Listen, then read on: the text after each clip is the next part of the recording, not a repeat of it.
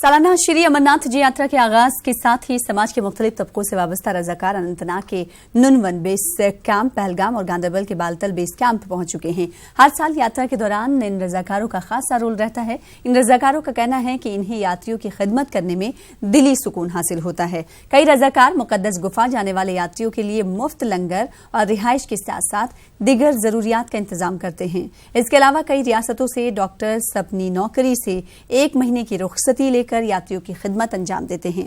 अगरचे इंतजामिया की जानिब से बेस कैंप्स में मिनी अस्पतालों का इंतजाम रखा गया है, ताहम ये रजाकार डॉक्टर्स यात्रियों को इलाज और मुफ्त दवाएं फराहम करने में अहम रोल अदा करते हैं।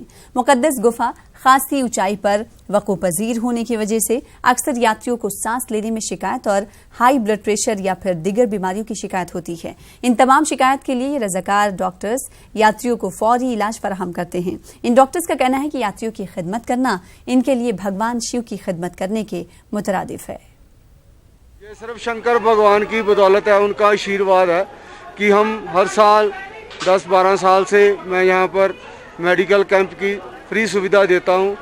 जब भी भगवान भोलेनाथ की कृपा रहती है और इधर छठ के साथ आते हैं और जितने भी मरीज आते हैं उन भगवान की कृपा से सभी ठीक होके जाते हैं। मैं अमृतसर में हूँ जी और अमृतसर में काम करता हूँ, अमृतसर में प्रैक्टिस है। इसी तरह भगवान की कृपा से मैं पीछे अपना काम छोड़कर भगवान शंकर की शरण में आ जाता हूँ। और जितनी देर ज़िंदगी में श्वास है, मन में सोचा है कि भगवान भोलेनाथ हमें शक्ति दे और हम हर साल इसी तरह आके मेडिसिन की सेवा करते रहें और हमें कुछ नहीं चाहिए।